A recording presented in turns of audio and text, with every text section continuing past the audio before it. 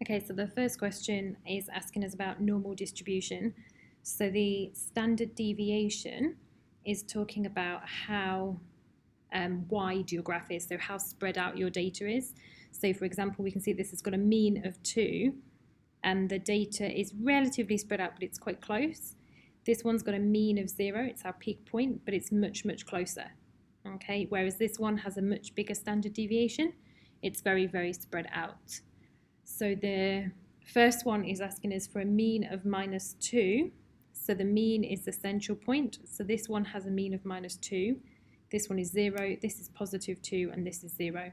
So the only one that's got a mean of -2 is the graph C, and therefore this must be graph C. The second one is a mean of 0, and we have two different ones with a mean of 0. We've got this one and this one. Okay, so it's either graph A or graph D, but the standard deviation is 0.44, so it's just under a half. So the standard deviation, now we know that it disappears roughly after 3 standard deviations.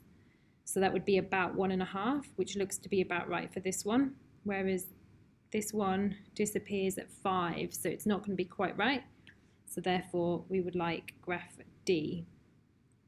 Okay, so the second question is then asking you, at an airport, the weights of suitcases in kilograms are measured and they're normally distributed. So for one of the marks here, you had to draw out your normal distribution graph as you're working. So we've got the normal distribution curve, making sure that they don't touch the axis and it looks roughly symmetrical. And you're told that it's got a mean of 20 and it's got a standard deviation of 3.5. So we've got a standard deviation of 3.5 and a mean of 20. And then we're going to be using our GDC to help us with this question. So we're finding the probability that a suitcase weighs less than 15. So if I was to mark 15 on here, it would be less than 20. So let's say here. And therefore I'm looking for the area of this section. So I'm going to go on to my GDC. I'm going to go to menu and open up a calculation page. And then we're going to go to statistics, distributions, and normal CDF.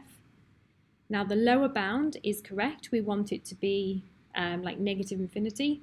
Or you could change it to 0. It doesn't matter which, it won't change your answer. So they'll allow both of them because that's the lower bound. The upper bound is 15. We can see that on our shaded area. The mean is 20 and the standard deviation is 3.5. And we click OK. And that's my answer, 0.076564. And don't forget, we need to write everything to 3 significant figures or less.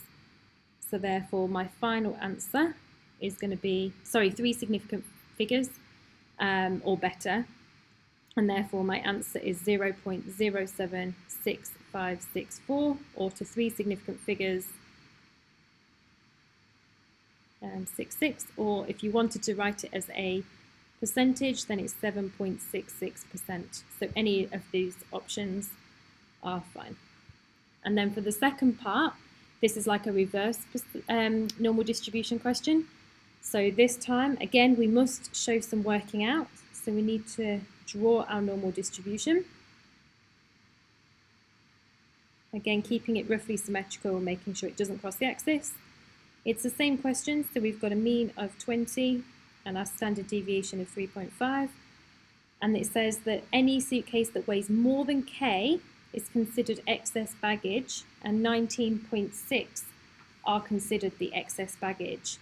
So that means that if the area is more than, it's somewhere up here, and the actual area is 19.6%, okay, or 0.196 as a decimal.